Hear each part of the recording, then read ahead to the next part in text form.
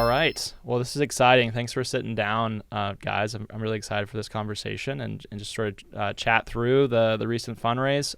For everybody watching, I'm AJ Briley. I'm co-founder, CEO of ProLine, and we just raised a growth equity round. I'm here with Travis with CreativeCo, who is our growth equity partner, as well as John Yates with Gunderson Dettmer, which is our attorneys, our law firm that helped with this transaction. So I'm really excited to sit down with you guys. John, why don't you start off and do a little bit of an introduction on your background? Sure. Thank you, AJ. It's great to be here with you and Travis. So I actually started practicing law 44 years ago in the technology area. My sister started a tech company in Palo Alto. I went out there and got the bug. But I decided to bring the bug from the West Coast to the East Coast, came to Atlanta and started the practice. Very, very fortunate to be with Gunderson Dettmer, the leading law firm in the country, and doing venture deals and working with emerging growth and technology companies. And it's great to be working with you. You're sitting on a rocket ship. And I think the fuel is sitting here next to me in Travis Parsons. Yeah, John is like a huge person in Southeastern venture capital. If you live in Charlotte or Atlanta or any of these places that are active and growing these days, like John has been in the forefront of those ecosystems for a long time. So you've got a great legal partner working with you. So that's awesome. So my name is Travis Parsons from Charlotte, and we have CreativeCo Capital there. We've operated for about 5 years. We've invested in 42 companies now. We're excited to invest in ProLine. ProLine's like the perfect business for what we look for, which is a very high growth software company that is also run in what we consider the right way, which is efficiently and built for profitability in the long term. And we can unpack that a little bit more, but that's a lot of the characteristics that we saw in ProLine are what we look for in investing. ProLine is obviously a software system that helps roofing contractors, exterior contractors run their business. We love to invest in companies where the software product is what helps run the business, helps grow the business. So we're excited to be part of this journey with AJ and team. Well, we're excited to have you with us. I think one of the things I'd like to definitely talk about is our alignment on how we visualize what it means to build a successful business, because I think that differs a lot and often differs very strongly between founding teams and outside capital. But what we found very early with you guys was there was alignment there, specifically for us, was around the customer support and the product and prioritizing these as we scale. Can you touch on that and talk about how you guys think about that when it comes to your portfolio and your investment? Sure. So our background at CreativeCo, we're generally operators, and I've been an entrepreneur for about 20 years. And first company I was involved with was actually during the dot-com days. And in the dot-com days, it was like, hey, we're going to spend a bunch of money, take a bunch of risk. And a lot of those companies didn't work out. Our company did work out, but we spent so much money that I was kind of diluted in that journey to where the outcome wasn't as meaningful as it could have been if I had looked and thought as a young entrepreneur about the long-term process of building a business. And so when we invest in companies at CreativeCo, it's more of a long-term mindset versus short-term gains. And we're thinking about how to grow a meaningfully great business over a longer period of time in a very efficient way, to where we're not sacrificing shortcuts and things that would impact product or impact customer experience. So in general, like when we think about our investment in you and the ProLine team, it's all about how do we make this product better? How do we make our customer service better? How do we become the market leader for the customers we want to serve? And do so in a very efficient, wise manner, to where we're not running a bunch of burn rate and spending a bunch of money on stuff that doesn't matter. It's more like, let's do the things that really make a difference for our customers, and don't take a lot of risk in the business in that journey. You know, what's interesting about that, though, AJ, from your standpoint, if I remember correctly, you weren't out there actively looking for capital. You had built a business that was running just fine, but you found an interesting partner in CreativeCo. What was it that really attracted you to them and brought you over that hurdle of saying, maybe I want to raise some capital, maybe I want to bring a value-added player on?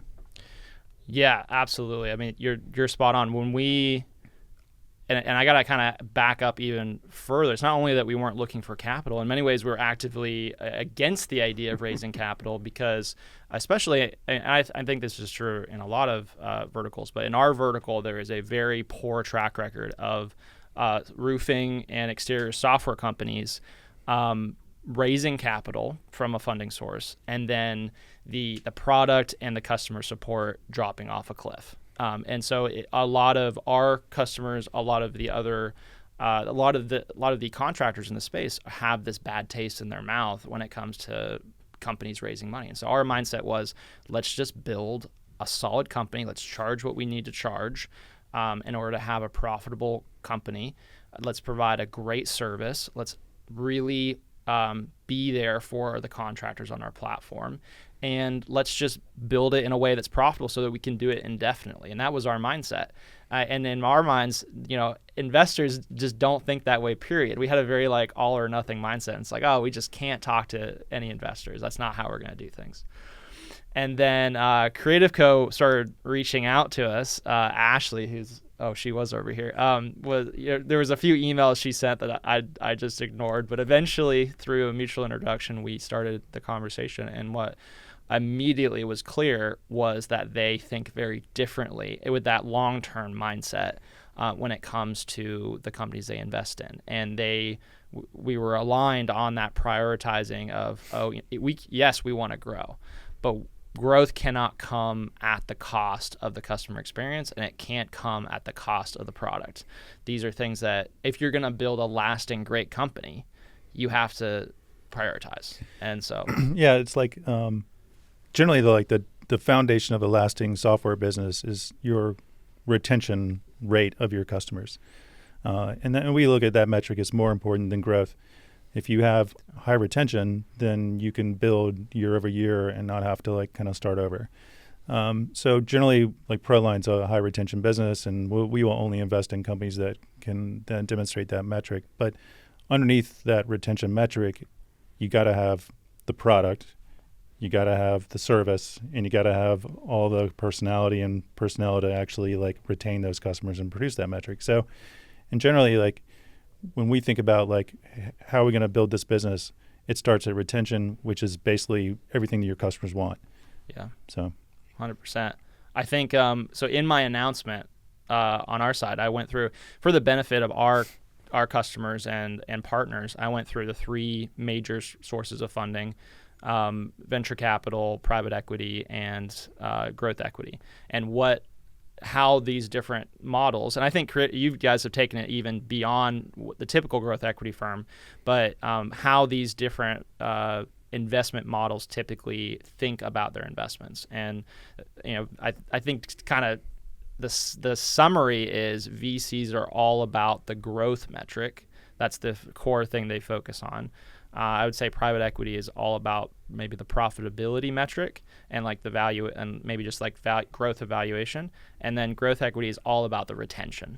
It's all about, which is really good news for the contractors that have put their faith in us, because and backed up by you guys, you're not putting some pressure on us to just go and get a ton of new people. You're putting primarily, more than anything else, pressure on us to serve the people that are on the platform today. And as that group grows, making sure that we're retaining, there's options. People can go other places. So retention means that we are properly serving and supporting. So AJ, clearly you had an aha moment when you said CreativeCo looks like the right kind of partner for us. And Travis, when you think about investing, oftentimes the investor will say, look, you're betting on the jockey, not on the horse. What was it about AJ and his team that gave you that aha moment that said, this is a guy, this is a company, this is a business model that we want to invest in? Yeah, so generally we're looking for founding teams, young teams that are ambitious in what they want to accomplish, but at the same time have the self-awareness that we need to balance that ambition with serving our customers well and serving our own investors well, where we're not spending beyond our means. So in general, what we generally have as an investment sort of metric combination, we call it, is we're looking for companies that are growing really fast And our definition of that is like 2, 3, 4x, 5x year-over-year growth. In your case, you're growing really fast.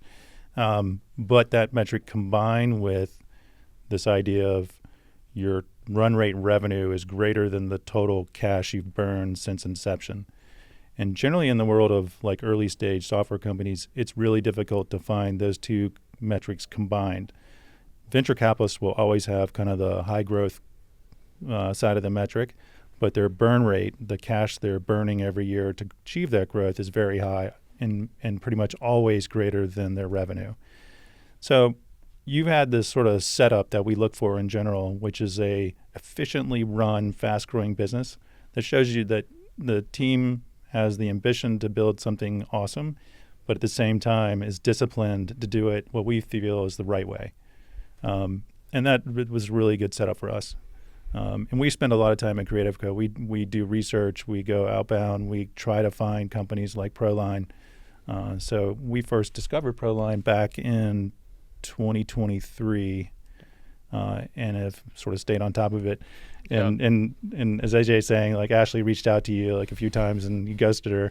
But eventually we found a way to connect. And what's awesome about what we do is if we connect with a founder that thinks like us, it's like a great like product market fit type of kind of scenario when you have that first meeting, because generally what we're pitching should be something that you believe in. Yeah. So let me pick up on that thought a second. Product market fit. Yeah. One thing that's been unique, AJ, about you is understanding the market, the ins and outs of the market. Yep. How did you acquire that knowledge? Because that's clearly something that Travis was looking for as well, and is unique to your business. Yeah. Let's talk about that. Because there's one thing I want to touch on real briefly on what Travis said to kind of sum up, because what you said is this last thing about the about that what we've raised, what our revenue is higher than what we've raised, and I think that there's a lot of value to us as a founding team. But I want to translate that a little bit for anyone watching that might be a customer and has less familiarity with this. What that really translates to is as we're growing and as we're raising, we're retaining more ownership internally on the internal team than would typically be normal for a tech startup.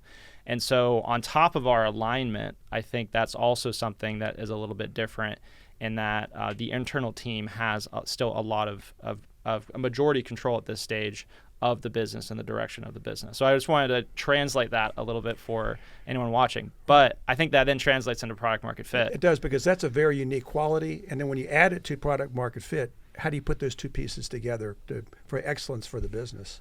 100%. I mean, I think this has always been our superpower from day one, is that I built V1 of ProLine inside my co-founder's business, and John did have to head out, so he wasn't able to be here today, my co-founder John.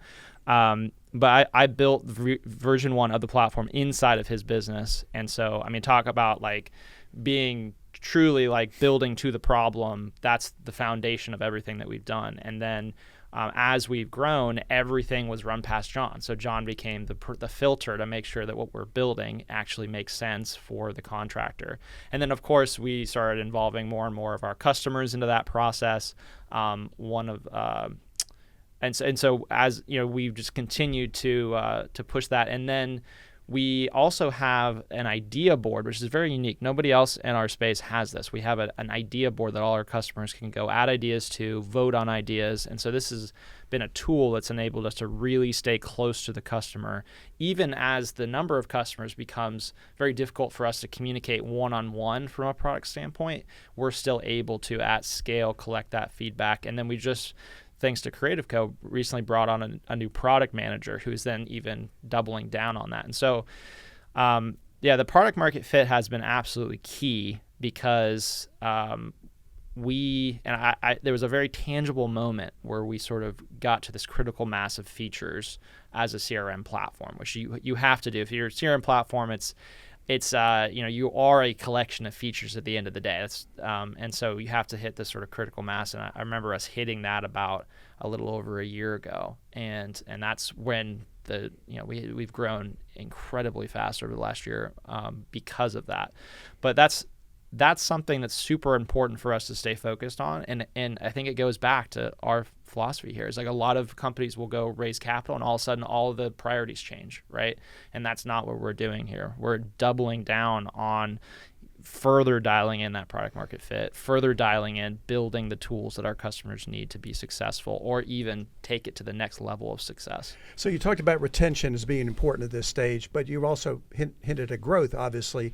And Travis, maybe you can speak to the way you at CreativeCo help a company like ProLine that's growing. What are the services you provide? You already talked about some talent you provide, but what are the other things that you can provide to accelerate that growth? Yeah, so I'll speak to that in a second. But there's we keep on okay. we keep on saying like a lot of the conversations have been about like stability, retention, et cetera. CreativeCo also wants growth, and we want to like build a business. One of the things that we love about ProLine is focused on an area in their product that we feel is quite unique and set up for more growth in the future, and that is around customer communications to the end customer, to the team, et cetera, which is a really good sort of position to be in. You started this business back in 21, and now you're sort of like somewhat good fortune to be sort of situated with a communications-oriented platform in the world of AI. And so a lot of what we like about our growth opportunity is what makes ProLine special in the market is also a great setup to adopt more of the AI technologies that are becoming more adoptable for software companies now. And so we see like there's a tremendous opportunity for you to continue to push on the differentiation that you have in the marketplace today, continue to build your lead on the communication side of this business. At the same time, fulfilling the obligations you have on the back office stuff, which is kind of where the legacy players in the space reside. So we're excited about like, hey, we're going to keep things stable, take care of things, focus on retention, but at the same time, the growth opportunity here is tremendous to build like a new type of leader in the space that has that communication stuff at the core, leverages AI as part of it, and builds from what we have today, which is a pretty good start. So what is that accelerant you can provide, Travis, in addition to your money and your good looks? I mean, what else are you providing to these guys? I mean, one of the interesting things about like more bootstrap-oriented founders, they tend to be pretty practical folks. And those teams, we want to make sure those teams are always thinking about their long-term vision. And that vision is front and center of their operation. When you're operating on limited resources and focused on profitability and sort of trying to build a real business, a lot of times, that longer term vision is not something that's, the team can focus on a weekly, monthly basis. So what we really think is the foundation of growth and achieving kind of these longer term objectives is really working together with the team on let's get this vision documented, let's get this vision broken into parts that we can execute on, and actually make sure that in the calendar year 2025 that we're actually achieving some of those parts that move the ball forward in that vision. Because as early stage software companies, we're growing, we're selling a bunch of new customers every month, we're taking care of everybody, we got roadmap, everything's moving along at a high pace. Oftentimes you can sort of forget like what is that North Star that we're trying to accomplish and make sure those priorities fall into place. So that's where it starts. Yeah. And so from our perspective, us as operators, if we can fill gaps, help you get things done to achieve that vision, that's kind of our role in the mix. We're definitely not like the finance types who are like, hey, show us the spreadsheet. It's more like let's unpack kind of what we're going to accomplish in the next several years and figure out how to break those into parts and go do it. Yeah. So you're sort of alluding to talent here too, and I'm wondering, AJ, from your standpoint, you've created a unique culture. You've brought a great investor on. When you're building your team, what are some of the qualities you're looking for? What are important to you to fit into this mission, to fit into this vision of where the company's going, and how do you select those people? That's a really interesting question because the way that we do approach talent is quite different. For one thing, we're a post-COVID startup, and as many post-COVID startups, we are fully remote. We do have an office here in Atlanta, and we have some of our team members here. But our philosophy when it comes to recruitment has always been, let's find the absolute best person for this role wherever they live. And so, for example, our head of product lives in Australia. And there's some pros and cons as far as the time zone goes, but he is a one of a kind individual that has driven forward the product mission in a way that I don't believe anyone else would have. And so, and that's just one example of it's nice. We actually have a team now. We're about to have 4 people here in Atlanta, and which is kind of cool to be able to sort of meet and see each other in person. But the number one thing has always been, who is the best person, and so I think that's a huge part of our culture, is that meritocracy we've selected you because we believe you're the best person for this job, and if you are going to be part of this team, you're expected to maintain that and maintain that standard. The other side of it is the type of people that we've brought in, that I've prioritized bringing in, especially from a leadership standpoint, is other people with entrepreneurial talents. And one of the things that I put a lot of thought into going back a couple years ago, when I started thinking about how big of an opportunity ProLine could be and who to bring in, was how do I bring in other people that have entrepreneurial talent, so that it's not just falling back on me and my co-founder, so that because you need that entrepreneurial talent to build out every department, and the more of it you have, the more successful overall the organization can be. But the thing is, those people are rare, extremely talented, and they have lots of options. So the 2 things I've focused on is bringing in key leadership and giving them a large or larger than normal stake of the business. And I've been okay with letting my stake be smaller in exchange for having more members of the team that have that ownership stake in the business. And then the other side of it is, James is over here, so maybe he can verify this. But I do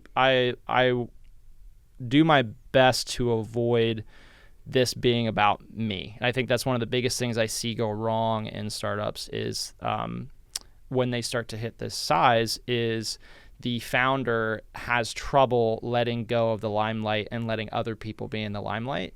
Limelight's always nice, but my focus is always on what is going to be the best for the business. It's going to be best for our customers, going to be best for the stakeholders, the investors, the overall success of the organization. And that's always been very clear to me that it requires a lot of people that are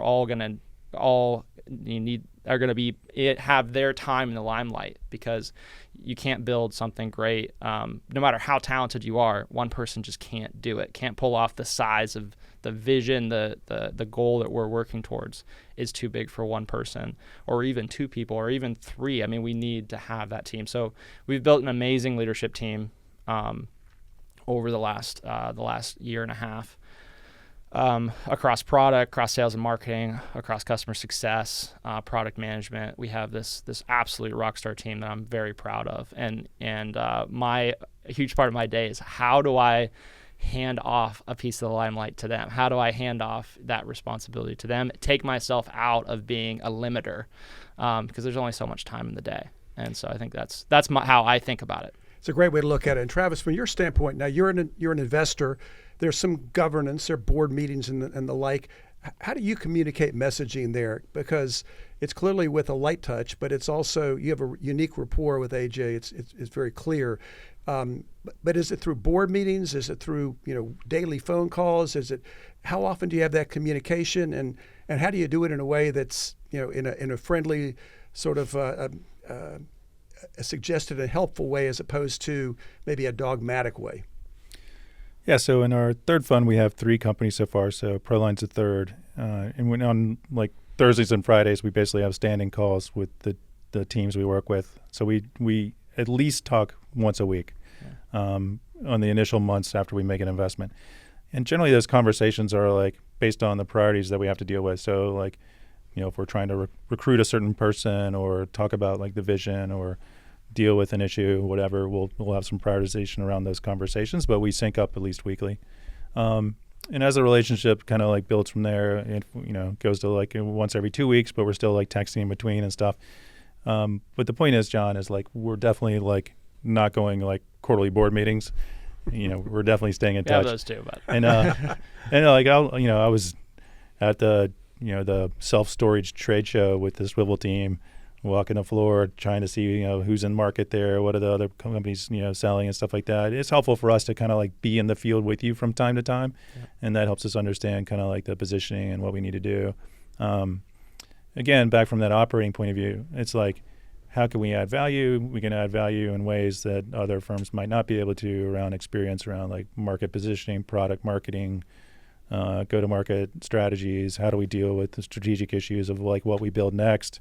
Certainly in the roofing space, we've got competition for sure. Some more established players. We're trying to be new and innovative and different.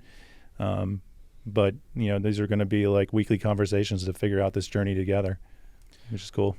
Yep, which I'm very excited about because I have ideas. I always have lots of ideas, but also this is technically my first time doing this. So I'm really excited to have you guys there, being able to sort of check the things that the initiatives, the directions, and the everything that the decision that I'm making, because I found that to be key. Is like I always want to have a second opinion from someone that's been there when I'm making, especially the bigger decisions, and so I'm excited for that. So what's really special is the relationship that you can tell just through this conversation here between investor and entrepreneur, founder, and we're both co-founders of your respective organizations, but it's we tell our clients oftentimes, listen, you got to be very careful in selecting an investor. It's easier, not that you want to, but it's easier to divorce your spouse than it is to divorce your investor. Yeah. And so it's pretty unique to see the kind of relationship that two of you have and that you're building over time. And I think it's largely as a result of the understanding of the nature of the business, but also, AJ, in your case, you've been doing this for a while. It may be your first gig, but you've been around with the business and you understand the business. And Travis, from your perspective, it shows a lot of insight and wanting to be there, understand the industry better, and to help the company build. So it's a special relationship, you can tell through the discussions here. And I suspect when we do this again in a year, it's going to even be a more special relationship with an even faster growing company. Well, one of the things that I think is important to point out to your customers is like the deal that we just did. We're like a minority investor in your business, so we don't control anything. This is like a trust, right? Yeah. And we're a team, and we're like, it's almost like as AJ just went and hired an extra group of hands to help out in the journey, and we invested some capital to help them build the business. But it's totally different than like us like saying, hey, we just merged with another company and bought the business or whatever, and now it's going to be run in our way. Yeah. So it's like, this is just like, hey, we're teaming up, we're going to work together. Yep. But at the end of the day, ProLine is ProLine, and ProLine has control of this business to do what they need to do. We're just going to be a support cast in that journey. Which I appreciate. We need to get you to some of the roofing conferences. We got one in August, so we might need to get you out there, and then and then you can meet some of the customers, and yeah, it'll be great. We love going to the conferences, so yeah, please. This has been a great discussion about how startups grow up, retain customers, and build great relationships. So fantastic information, gentlemen. Yep. Thank you. Thank Thanks, you, John. guys. This has been great.